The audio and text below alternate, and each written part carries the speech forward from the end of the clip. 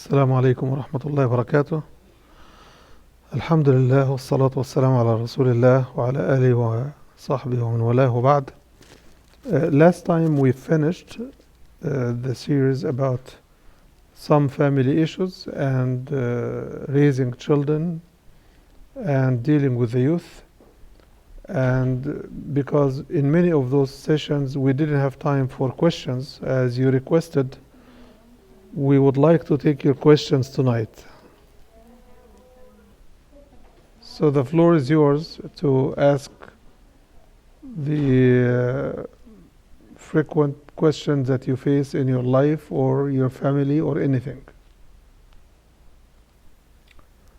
Well, resistance to be obedient to Allah is a resistance to the principle of submission. We don't know that basically. I believe you should know that. That's one of the You should know that. These are kids who know from the time you started to talk to them about prayer when they were 7, 8, 9, 10, 11, 12, 13, 14, 15, 16, and now you're saying they are resistant. They must have been resistant from the beginning, not just now. But what you did is, when they resisted in the beginning, you passed it on as a child's attitude. And that entrenches the attitude of resisting submission. So now we have to assume that their knowledge is not supporting their faith. Their conviction is not strong enough to make them want to submit to Allah. And they are definitely creating their own youthful excuses. I'm too busy. Why is this? Why am I praying? So the knowledge they are missing is only creating negative questions that can make prayer only come in the box of chores, not in the box of relationships that they need to have. So I believe you should not focus on the act of prayer. You should focus on the understanding of Aqeedah. Why are we here? What is our relationship with Allah? How should it be like? What did Allah do for us to pray to Him and worship Him? What is Allah doing to keep us going? Those are the questions that the kids normally would ask if they have a chance. But they use the lack of answer as an excuse not to comply or submit. But on our side, we need to understand when they refuse to submit that it is the knowledge they have been missing since they were 7 that is leaving a gap that does not help them understand why should they submit to Allah. Who's Allah altogether? Is it the word Islam that is making it difficult? Are they under Islamophobic pressure from the school? Or have they learned philosophies and literature that would render Islam for them as a fairy tale from all time? So we need to explore what is making them resist. And that has to come in an open discussion. Yes. I work with non-Muslim and they ask me, like in Islam, why women has to cover but men don't? Yes. And like why men can like have 4 wives and like, is this a justice for the wives? Yeah. So what should be the answer? Well, several issues to mention. First of all, they are asking those questions because A, they don't know what Islam really is. It's like, for example, if you come from India, as I came from Egypt, why do people stop at the red light when there is no traffic going on the other side? Because in my country, people don't stop at red light altogether. I'm talking about Egypt, and this is a recent phenomenon. It used to be different. But last time I went, I think India is the same. I was in Karachi. Yes, I was in Karachi some time ago, about 20. So when people come from a different perspective, they already have a judgment. Like if they go to drive in our countries, they will think we are nuts, right? And maybe in the traffic chaos that we create in our countries, it is a legitimate thought to think that we are nuts. Okay? But what is the question really underpinning issue is that how could these people live like this? I was riding with my older brother several years ago when I visited Cairo, and I found him crossing in the red light and stopping at the green light. And I said, last time I was here, it was the opposite. What happened? He said, now if you stop at the red light, the guy behind you will hit you. Because everybody is going wrong. Everybody is going wrong. So the question reflects on a different perspective, a different belief system. So what my answer is, I would lay down the issue that this is a matter of perspective. Why is this a question for you? As I mentioned before, I got a young man asking me, why don't we drink? Why don't we eat pork? Why don't we dance? Why don't we play music and stuff like this? And I started to answer him. But before answering, I told him, those are not religious questions. I just want you to notice this.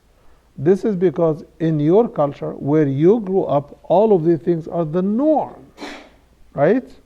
But I want to answer you in a practical, cultural way. Let us assume that America does not drink. America does not eat pork. America doesn't dance to music, okay? And it's only Muslims who do this. You will have the same question. Why don't you dance? Or why do you dance, right? Why do you drink or why you don't drink? So this is the underpinning issue is cultural issues. I raised in a way, you are not raised in it, and that's why you ask those questions, because my practice in my life is different than yours. What is norm in my life is not norm in your life. And then I started to break down the issues that he raised. I said, if Muslims alone were the only community in the world that eats pork, right? Everybody would take us as a laughing stock, because pork is the dirtiest of animals. It eats nothing but filth. So how could you trust the flesh and the meat growing out of this to be clean? So if it were only us drinking, you would say, you guys are nuts, right? Because it costs you to drink, it costs you losing your mind, it costs you in family, in treasure, in insurance, it costs you in life, and the statistics are there for people to study. But the question should be now that we both are sitting together, why do we insist on eating what harms us, on drinking what harms us, and in living a lifestyle that is contrary to our interest? Why do we think that this is and this should be the norm? And he understood. So the thing here is, you know, when the judge makes a judgment, right? And he stamps, you know, that thing on the table, right? You know this is final ruling, right? Do you argue with him? Why? Because he's a judge. But if a friend of yours says, this is my judgment, would you feel compelled to execute it? You don't. So words are appreciated only based on the source, right? If a policeman tells you stop, do you stop or you don't? You do. If you don't, you go to jail. Or you get a very high ticket, right? So why? Because it's a word of a police officer. Now, the issue is, we believe that the Quran is the book of Allah, the word of Allah coming to the entire humanity.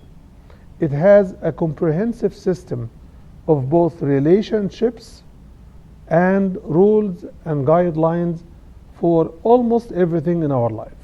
Where the Quran does not give a rule, it means this is something you can invent your own way to deal with it, like traffic lights or smuggling, whatever. All of those contemporary issues that Islam did not speak with, you may refer to a rule and say, to protect life, I have to do this. To protect treasure, I have to do this. To save taxpayer money, I have to do this. So wherever the Islamic law does not have a ruling, you can make the ruling that you want. Okay? Then let us come to the women and the marriage and the four wife and all of this.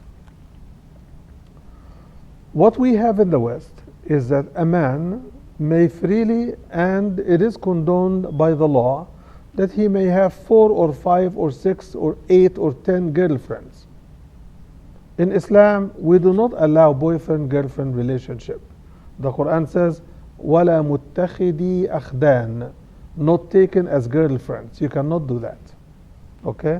So the only venue for relationship between a man and a woman is marriage. Okay? Except for family and kinship. So in marriage, Allah set rules that He knows it is difficult for us to figure out on our own. One of those rules is a man marrying more than one wife. And any reasoning that people give you, it is a speculation. Any reason that people give you is a speculation. And I have my own speculations. It's not that I don't know. People write about it. They say men die more in numbers in the wars, and there are more people who are widows and this, and we have to take them in. So we take them in the fold of marriage. So we marry a second, third, or fourth wife. Science today tells us that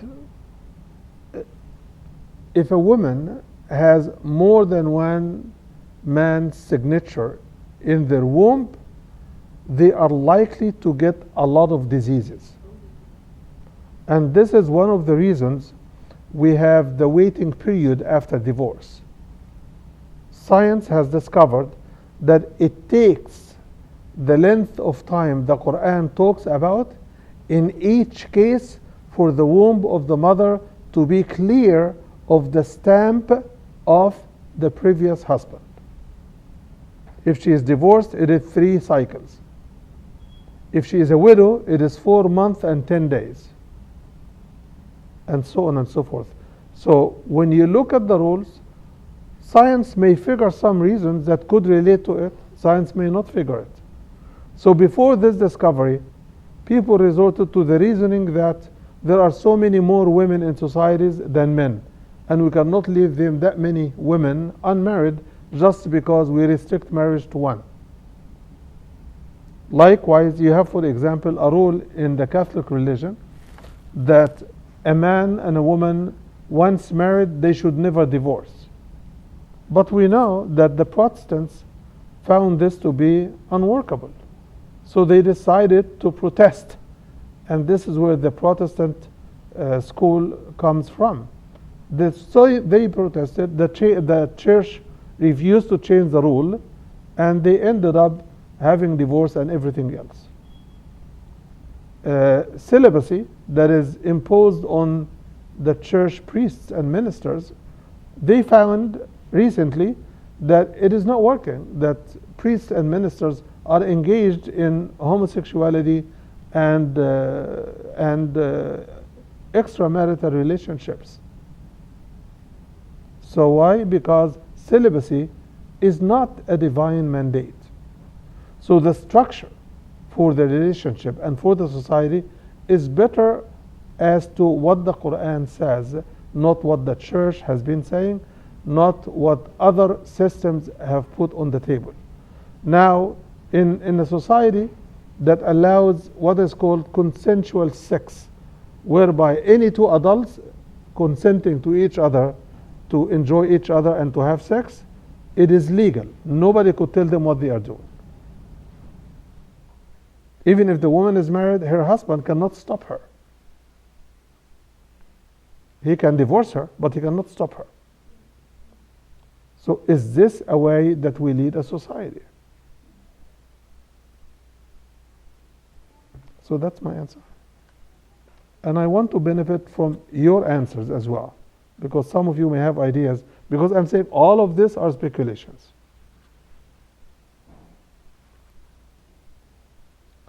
Well, unfortunately, when it comes to applying certain rules, young people in particular, but old people also, try to figure a scholar or a sheikh or an imam that would give them a license. And unfortunately, there are imams and sheikhs who say, at least they ask. Give them the permission to do it. When they grow older, they will wisen up. This is an attitude that leaves young people with the assumption that if this sheikh is saying this, then he is a radical. If this sheikh is saying it's okay, he's a moderate. Like the media is classifying everybody.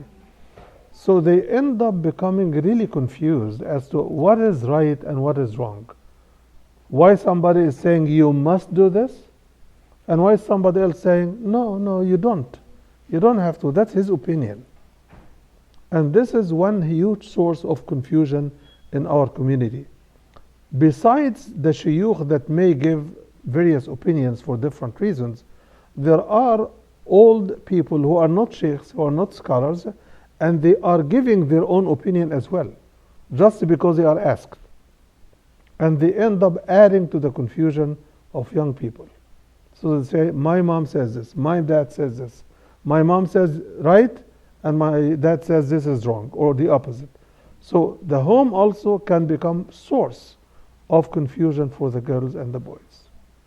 So I believe that we need to cut out the confusion and create some consensus where consensus is important, or at least some clarification where explanation would help a young man or woman to understand why there are more than one opinion in one matter. But if you talk about your own kids, at least as we mentioned in the sessions talking about youth, that you and your husband must have a unified policy. A unified policy will include who is the reference that we need to go to. Is it Shafi'i mazhab? Is it Hanbali mazhab? And this will come in the lecture about the schools of thought. Okay? But a unified policy also would determine, for example, is my understanding of this boy or girl, is my understanding correct, or is your understanding correct? So we have to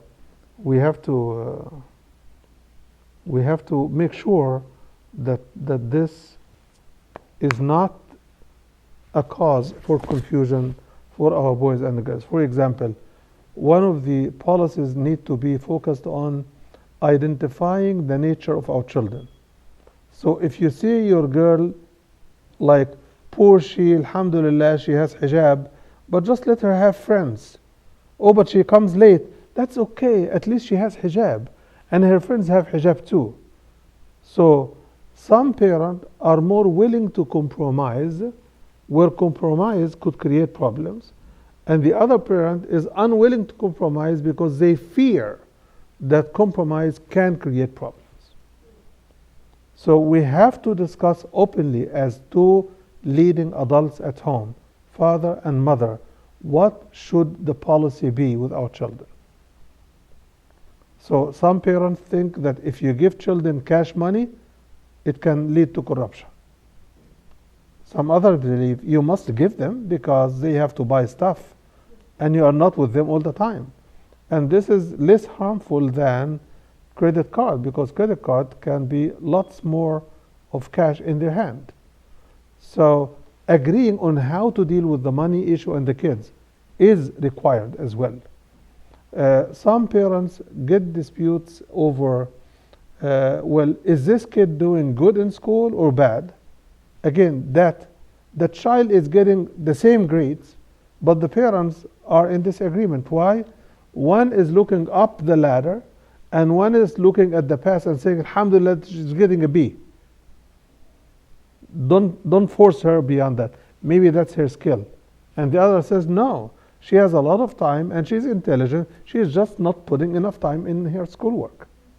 So those can create confusion. We need to sort those issues out together as two grown-up adults to devise a policy that will help the children know that There is no wedge between the two parents that they can ride on to add to their own confusion. What does the Quran say? What the Sunnah is saying about hijab? Very good question. Well, the word hijab is not mentioned in the Quran to refer to women clothing. The word hijab is mentioned in the Quran twice. One time it says وَإِذَا سَأَلْتُمُوهُنَّ مَتَاعًا فَاسْأَلُوهُنَّ مِنْ وَرَاءِ حِجَابٍ. If you ask the wives of the Prophet, the mothers of the believers, for anything that you need from them, ask them from behind a barrier. Meaning, don't barge into their home to say, I want some food. Or don't barge into their home, because homes in those days were not covered with doors with latches and thin latches or locks.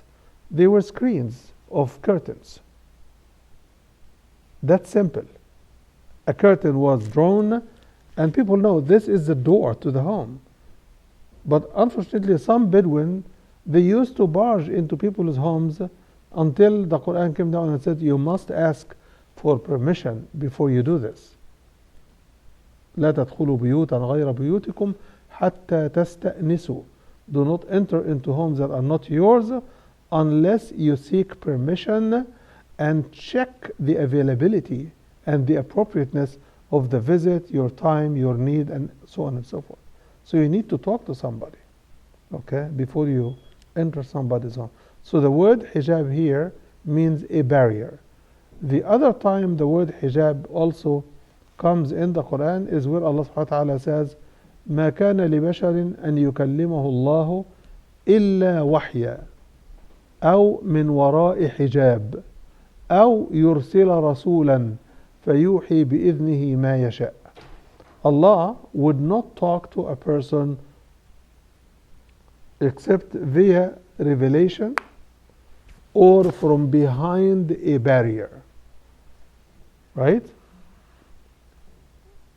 So the word hijab means barrier. Okay?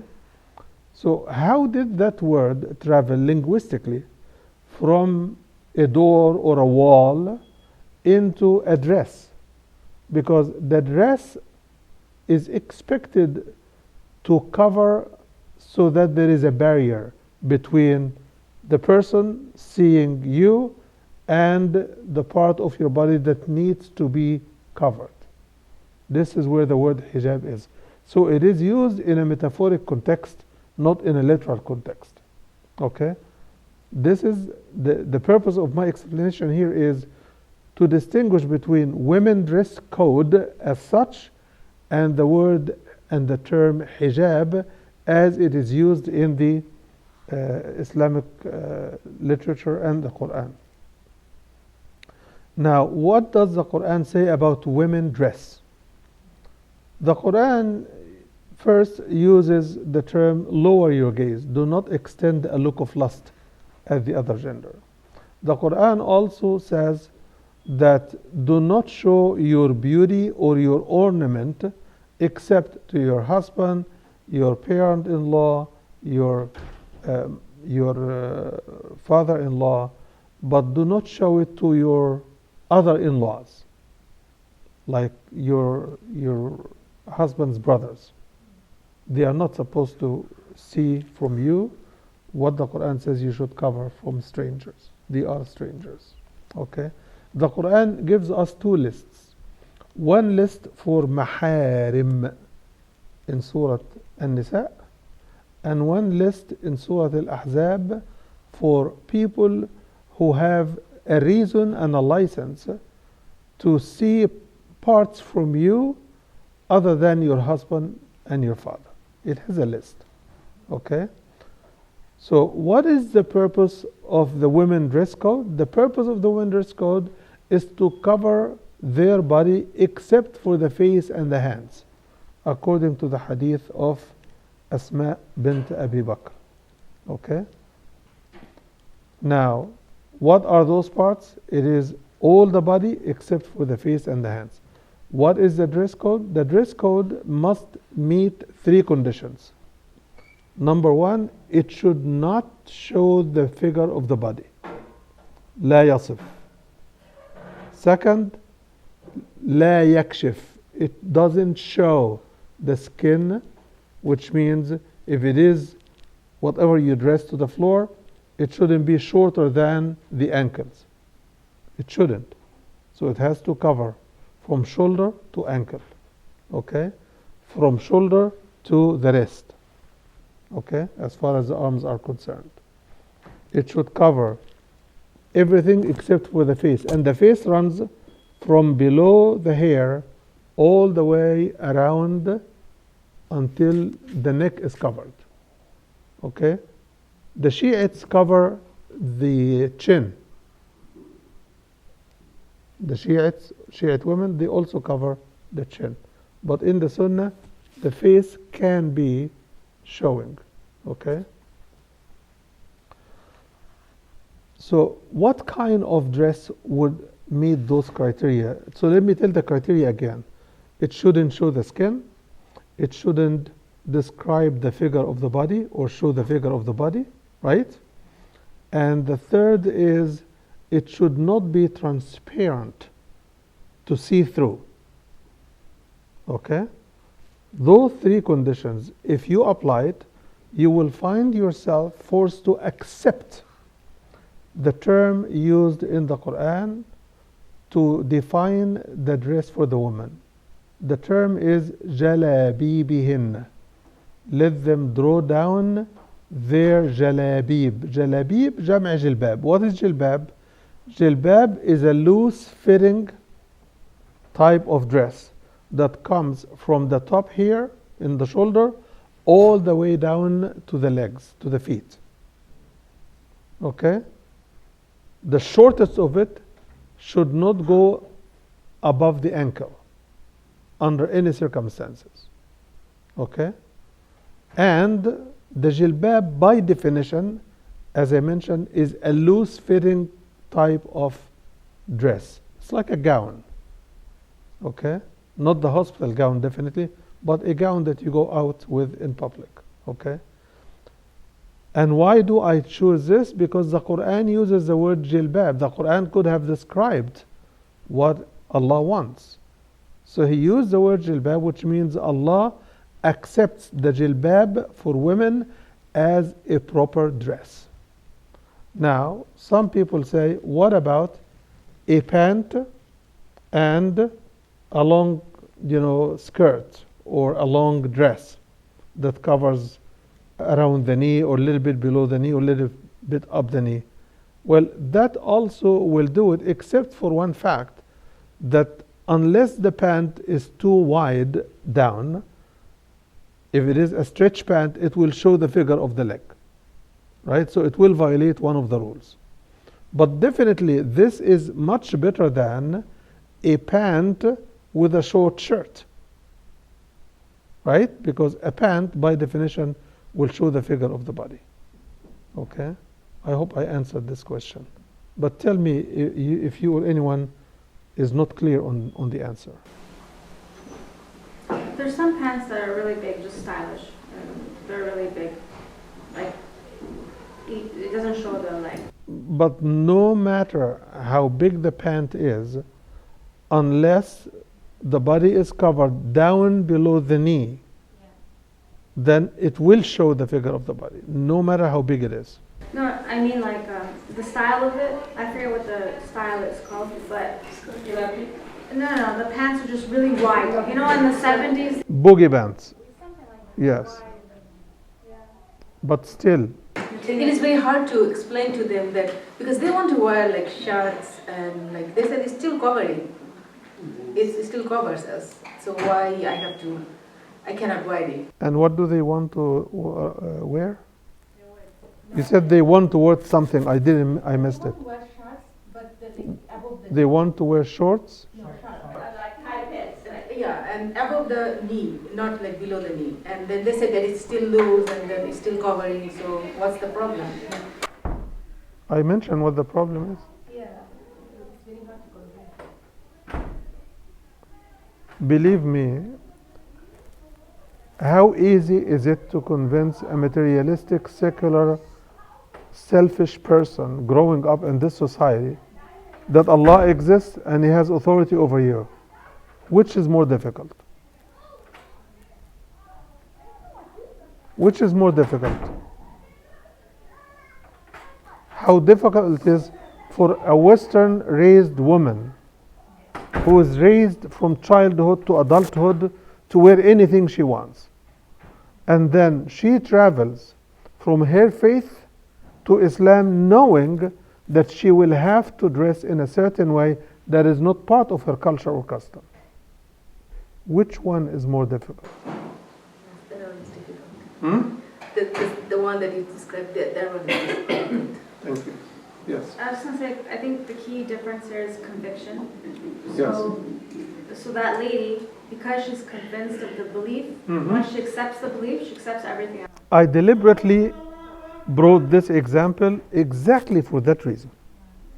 Because I want to say that what we need to convince our daughters of is the faith itself.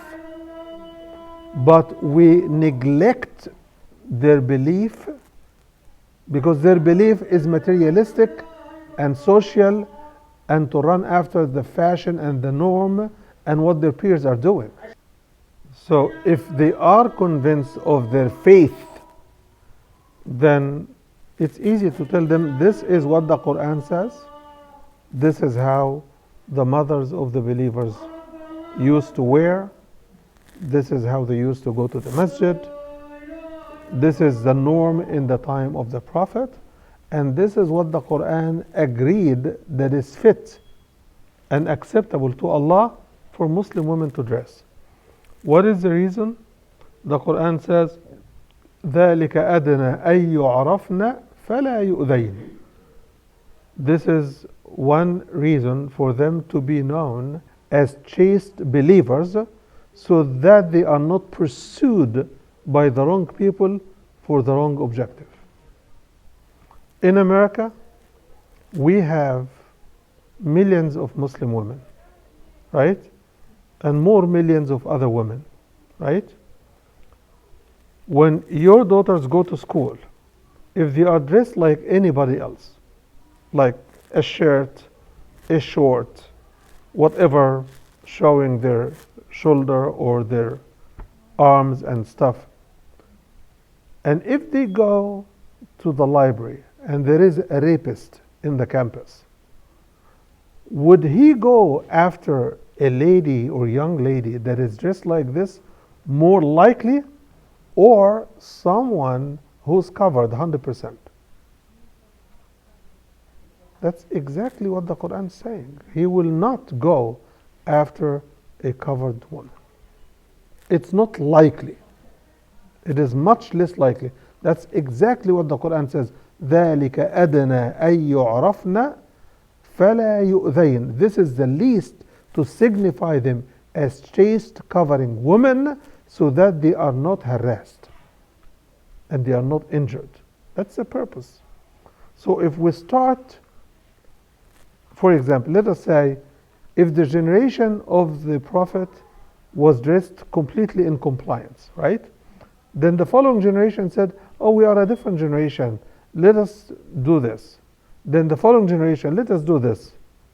Believe it or not, we would be living with Muslim women like any other woman. And some cultures did this when they were occupied in culture related by occupying forces. They found themselves copying the occupying power. But then when occupations left our land, people started to think about their identity, their society, their values, their deen, and you found that it comes in waves. A generation is very keen about hijab, another generation is very loose about hijab. No, the challenge is for the parents to work on the aqidah. When the faith is clear, following the faith is easier. But when we do not settle the faith with the kids. And this is what happened even with prayer. I hear parents, my daughter was praying until the age of 12, but then she stopped. And they are having a hard time convincing their daughter, well, because basically what we were keen on when they were young is to get them to pray, not to get them to believe. So under the pressure of being a child at home and having no other option, kids comply. They want to appease their parents. So they do it for you. But when they get from under your pressure, when the lid and the cover is taken out, they want to live their life. Then we start a struggle over action, but we forget the need for focusing on their faith, their belief, their trust of Allah's word. But this is a very good question, and this is an issue that we need to keep talking about. Yes. You know, one of the things I saw notice to get over this was that there are some families that travel with their kids a lot, and even doing homeschool, so they travel for long term, and they notice that not just back home, but other countries, not their own countries. And when they travel a lot, the kids come back and they start thinking, well, this is how they do it in America, but this is how they do it in Italy, but this is how they do it in Cairo, but this is how, so they start looking at it and say, well, maybe I don't have to follow these kids because it's not the end of the world. They start changing. And I found this also helped. I believe what you're saying is very helpful. Many of the kids, wherever they grow, they think like whatever the country they grew up in, they believe that the world is where they are. The world started here and it will end here, and there's nothing beyond the borders that I know. So travel expands their horizons to know that there are other ways. I think that America is one of the best countries in terms of opening up to other cultures, in terms of absorption, but also they are the best country in reaching out to other cultures in their own places to know them, whether it is missionary work or business or language exploration or even anything else. This culture is more open to other cultures than other cultures are open to this society. Yes, I agree, and I agreed with what Sister Iman mentioned, that it is very good, and I'm saying that America offers that open cultural exchange for their own children who are grown up here between two oceans. I meant to say, we Muslims who come from 55 nationalities worldwide should be more open for exploration, discovery, cultural exchange, cultural education. Well, one of the conditions some scholars added to the 3 conditions I mentioned about the dress for women, they added that color should not be attractive in and of itself, and it should not be signifying what is intended to be covered. I don't want to explain this more than what I said. So sometimes you see sisters who are dressed even a jilbab, but it has designs on it that would violate the purpose of the hijab itself. So some scholars put the color as a condition, and I do not agree that the color must be black. I believe that the clothing should be non-transparent. It should be non-formatting to show the body figure, as we mentioned, and it should not be showing the skin underneath. So it should be long, it should be broad, it should be loose fitting, and it should be non-transparent. If you dress any color with those conditions, I have no problem, But you have to be careful because everybody has their own body figure, everybody can be different, and something that fits someone may not fit another one, but the overall description has to fit the expectations that we understand from the Quran and the Sunnah of the Prophet, and much more importantly, the practice of the wives of the Prophet. Sure. How adoption works? What is the position of Islam regarding adoption? This is a very good question. Would you indulge me to see if there are any questions on the dress code first, so that we can finish that subject? On dress code, any questions on this? Because I saw a couple of hands. Yes. Anyone? Yes. It's not just for girlfriend, boyfriend. It's not. It's for girlfriend, boyfriend. Yeah, boyfriend, girlfriend. Then we can take this. But I will answer that too, inshallah. We have the time. I believe that from my reading, the Quran prohibits calling your adoptive child other than his birth name. That gives him the lineage to his real father. The Quran prohibits it precisely in that fashion. The Quran does not prohibit accommodating a child into your home and treating him as if he were your son, provided that you keep his name and you keep his lineage clear. The Quran goes as far further to say, and if you do not know their parents' name, just they are your brothers in deen, which means call them my brother Abdullah, finish, or Abdul Rahman, because every human being is Abdullah, right? So, but never change their name to force them to adapt to your name as if you were their parent. Okay. In America, they ask adoptive parents to engage their name on the name of the child. That is part of the law. I believe Muslims should fight this back to keep the Islamic system working in the social arena, and much more importantly, because there are financial and social rights riding on the lineage, then we cannot change that system. What I mean is, for example, you adopt a daughter and you have one of your children became interested to marry her. They should be able to marry. If you give her your name, she becomes the sense of like she is his sister by the name and by the life, right?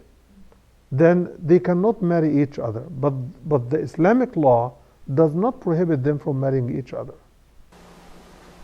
If you breastfeed, they can marry? No, if they breastfeed, they cannot marry one another. So can you then give them your name? No. Still no? No, breastfeeding a child does not require changing his name, because there is another reason. The other reason is inheritance. Your wealth ought to be divided according to the inheritance code in the Quran and the Sunnah of the Prophet. So if you give a child your name, he can fight to get a share of the inheritance with his non-sibling siblings. Right? Yes. Two related questions to this one. Yes. One is, if you don't know the parents of the child and you found the child or the hospital gave Yeah, you- فإخوانكم nobody في knows, yeah. الدين. So how you gonna, you have to have a last name and first name? I said, give him a name, but not your name. Okay, and the second thing about the inheritance, can you appropriate your wealth among your kids as you wish? Not in contravention to the division that Allah has designated. You cannot say, boy and girl, I give everybody equal amount? So you want to be more fair than Allah, right? No way. No, you want to be fair to the girls. What does this mean? What does this mean? It means I think Allah's division is not fair. Yes. Just about that, can you say in your will, like, I want to make sure my son takes care of my daughters? Can you say that because he's getting more money? Can you say something like that? You can teach your child all of those good values so that they do it without having to require it. You see, parenting is a huge responsibility. When we miss the learning opportunities and the kids outgrow our teaching skills, then they will become perplexed if we want to impose on them the rules based on our values. Because by then, if it is not their values yet, it is not their values. So the question was, can we enforce it? Not unless you have taught the child what his responsibilities are. Let's say, for example, a father is passing away and he's leaving an old mother and the kids. If he has not already taught them to be kind, respectful, protective, and supportive of their mother, what does a paper do? And who's going to enforce that paper? So parenting should really be taken very seriously, especially at young age. You see, when the child is young, he is almost in full submission to who? Not to Allah, right? To you, the parent. If you do not deliver the child to Allah, and instead of using their submission to gain their loyalty to yourself, if you make them miss the loyalty to Allah when they are young, it is very difficult to force it on them when they grow older. Unless you start teaching them Islam from ABC and begin from the zero. So if you write a will, you can say my property should be distributed among my kids according to Islam. Yes. Or else, if you know what your wealth is, and this is something that changes from time to time, but you can put the formulas. You can say, this son will get half share, and this daughter will get quarter a share. I'm just giving an example, or whatever. And then you define the number of shares and the number of recipients. Then now you have $1 million. By the time you pass away, it was 10 million. Then whoever reads your will, he knows what the shares are. Then he will just use the 10 million for distribution instead of the 1 million. My question is that, can the parents give the adopted child money to go to school, educated, college, something like that? Of course, he can spend on him as he spends on his children. In fact, he should treat him as if he is his own child, because now that he is a child, fairness would require that equal care is given to everybody. Okay? Because you don't want him to grow with envy and grudges against young people around his age whom he perceived to be their brothers and sisters, right? So you should spend on them as you would your own child, and this is the generosity of taking care of an orphan or somebody who is left out of a war zone and stuff like this. So I believe also, as far as inheritance, you have the license to dedicate some money for that child that shouldn't exceed 30%. Because if you give him 30%, he will be actually getting much more than your children. Okay? But the total of designation to him or any other project or orphan or anyone else should not exceed 30%. But he should not be getting more than your own children as far as their share is concerned, because this will create animosity and grudges and hatred and fights between them. It's a good idea to help the children from the war zone. Of course, of course, of course. The Prophet ﷺ says, أنا وكافل اليتيم في الجنة كهاتين. I and the sponsor of an orphan child will be together as these two fingers. And he joins between his fingers. And here in the Masjid they have program that they have children, like, for example, Relief organizations who are having projects overseas and deal with this issue, they do have. But unfortunately, we do not have a strong, expansive social network here in the masjid because of practical reasons. People move a lot. There is a lot of mobility in our community because we are a transient community. Not that we are here temporarily, but we move from one place. America as a whole is a mobile society. People move from one city to other, to other, to other. Very few people live and die in the same home. Minute minority live in the same town for life. So I believe that mobility doesn't allow for much of the expensive social activities, but we can look into this as a project, inshallah. Yes. I have two quick questions similar. So if you adopt a boy, can you wear hijab? Can you take off hijab in the house full time with, his... Yeah, that's another good question. Well, this and added to it, if you have girls, right?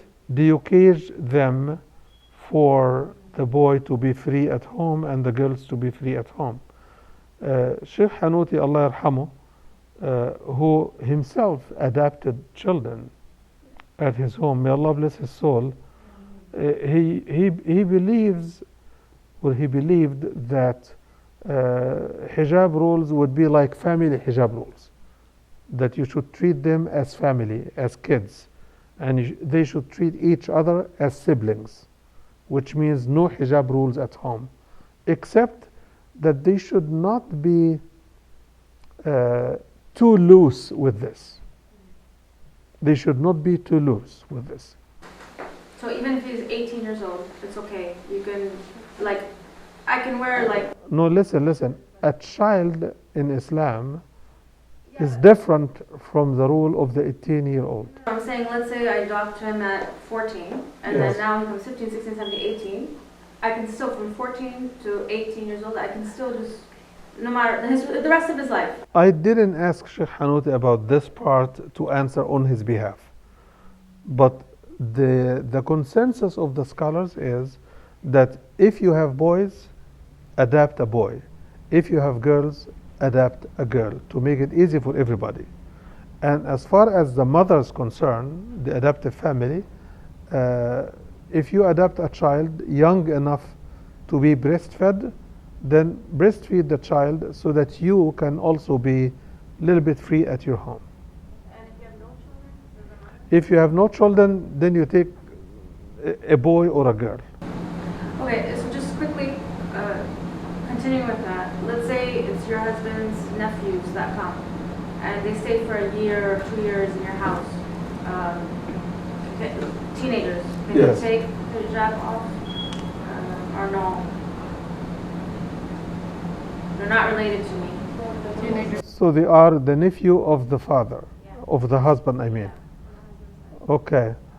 I believe that, yes, they are not your blood relatives, but to them, because the father is their uncle, right? You talk about a nephew, yes, a nephew is not. Let's say he's 14. Yeah. I'm trying to capture the text of the Quran for this. So let me just go over the ayah. حرمت عليكم أمهاتكم وبناتكم وأخواتكم وعماتكم وبنات الأخ وبنات الأخت. Huh? It's not included.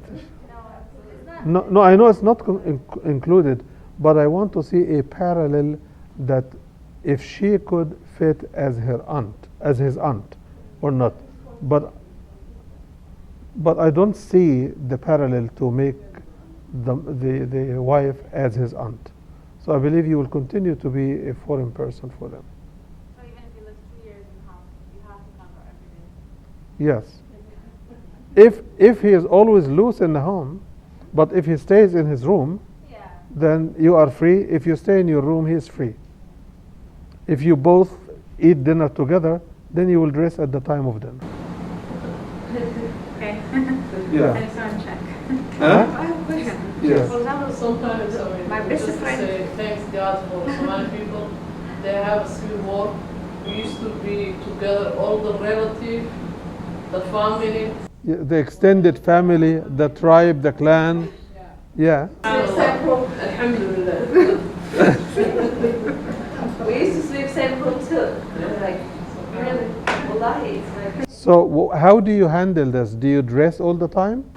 No, we was naked. They come to the house, we just eat and talk, and if we sleep here, we sleep next here. But that has changed now.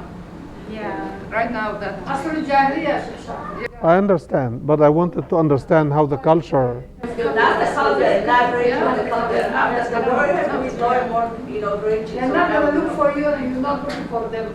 Yeah. We don't. Part of the family. Part of the family. You sleep up there, you sleep here, you never come together. But So there is no marriage between cousins. Yeah, we have. We do have. So how do they marry if they are not looking at each other? I don't know, but back home, Somehow, I mean, our We don't marry culture, cousins. our culture, we don't come together. somehow our culture was very strict. they marry.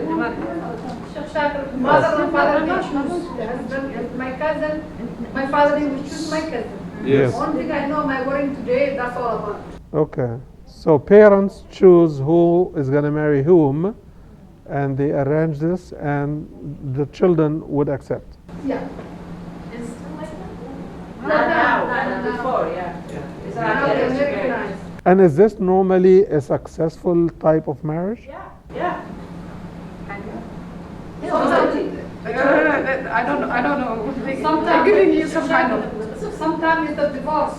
But not the majority, like 80% is this one. So 80% success rate? Okay. I have one last question Yes. about the adoption. Like if you adopt a girl and you breastfeed them, and then so when she become like 18, for example, adult, so does she have to cover for my husband? No. No, if you breastfeed her, she becomes your daughter, and your husband will be prohibited to treat her other than his own daughter. Okay, I think we still have more questions, but we have the Isha prayer to go to. Jazakumullah khair. Thank you very much. Assalamu alaikum.